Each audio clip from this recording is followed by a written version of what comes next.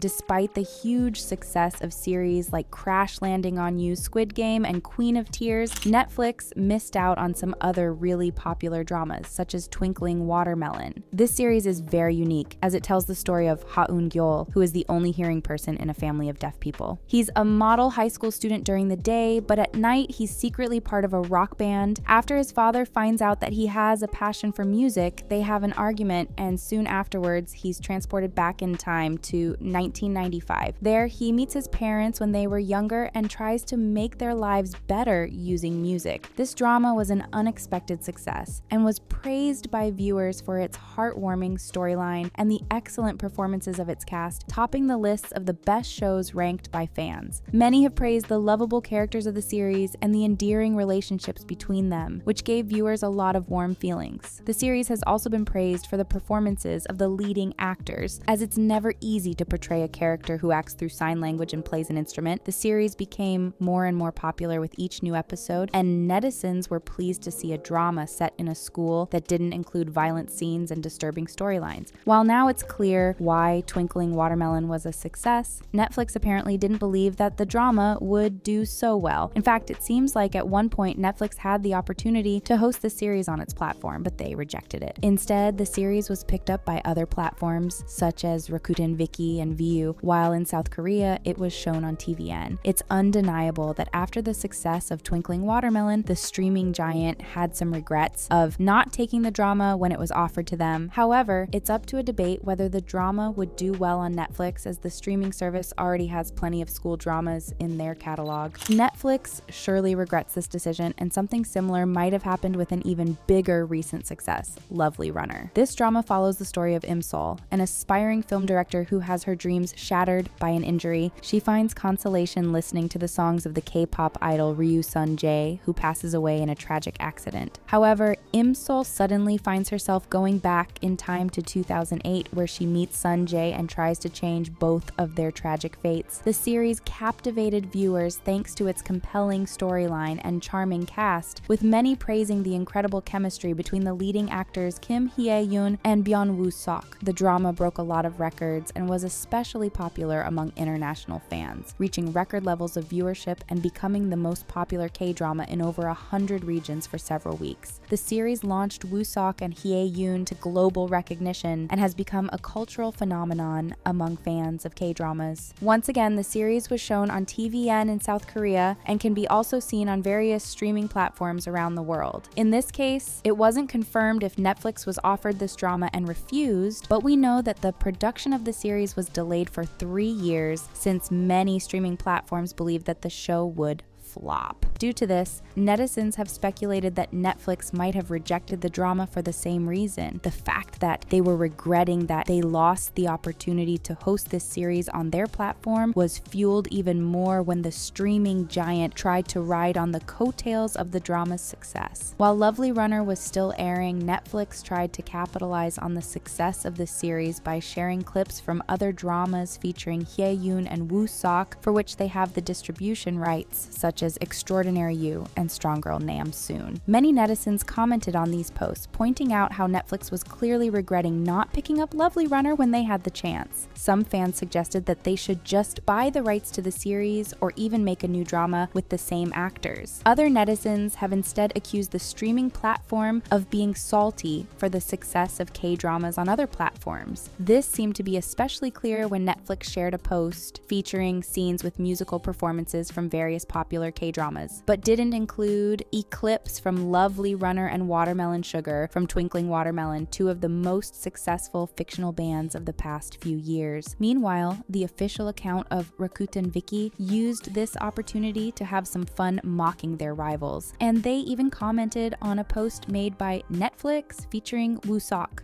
After seeing all these posts, some netizens have argued that losing this series was the biggest regret in the history of Netflix, while others pointed pointed out that clearly Lovely Runner didn't need Netflix, but instead, Netflix needed Lovely Runner. While Netflix seemingly refused to host Lovely Runner and Twinkling Watermelon on their platform, what happened with Extraordinary Attorney Woo is very different. This series, which aired in 2022, follows the story of Woo Young-woo, a young attorney with autism played by Park Eun-bin. Initially, she's seen as odd and struggles with social interactions, but over time, her photographic memory and high intelligence make her earn a lot of appreciation by both her clients and coworkers. The show was broadcast on the TV channel ENA in South Korea and became the most viewed drama in the history of the channel and one of the most popular Korean series of all time in the world. The drama earned a lot of praise, with many positive reviews that especially applauded Eun-bin's incredible performance and the captivating storyline of the series. The show was also praised for its endearing and groundbreaking portrayal of an autistic main character and for raising awareness about various important issues regarding mental health in Korean society, which are often overlooked in K-dramas. With all this praise, it's easy to understand why the series became a huge cultural phenomenon in South Korea and also abroad, enjoying global success. Both ENA and the production company A Story earned a lot of money thanks to the success of Extraordinary Attorney Woo, but they almost lost the series, first to SBS and then to Netflix. In fact, SBS initially picked up the drama and even announced the casting call for some roles. However, they later changed their mind and, for some unknown reason, canceled the series entirely. At that point, A Story turned to ENA, which picked up the production of the drama. After finding out this news, many netizens were actually relieved that SBS didn't work on the series, as many believed that they would have just filled the drama with countless product placement advertisements as they usually do. In addition to this, the CEO of A Story, Lee Sang-baek, also revealed after the end of the series that Netflix tried to buy the story of Extraordinary Attorney Woo and offered to produce the drama. However, the production company refused the offer and they were able to fully secure the show's intellectual property. So, in this case, it wasn't Netflix rejecting a hit drama, but a hit drama rejecting Netflix. The CEO explained that the company learned their lesson after they produced the hugely successful drama Kingdom in 2019. A Story initially had the rights to this series, but they sold the IP to Netflix, which made this the first original Korean series on the streaming platform. Having sold this IP, A Story lost a ton of potential revenue, as Netflix holds the domestic and international broadcasting rights, as well as the production of derivative works. Sang-baek explained that despite the success of Kingdom, his company didn't benefit much from it and expressed regret for having sold the IP to Netflix. So, knowing that they had another success on their hands, A Story decided to resist the offers and keep the IP for themselves. The company only gave Netflix the broadcasting rights in some regions, while they decided to approach ENA for the domestic distribution. However, A Story keeps all the rights to copy and adapt the original story. In fact, the company announced that the drama would be adapted into a webtoon distributed in various languages, and that they were also working on a possible musical, a second season, and even remakes set in other countries, including the United States. Sang-baek later explained in even more detail his strategy of keeping the IP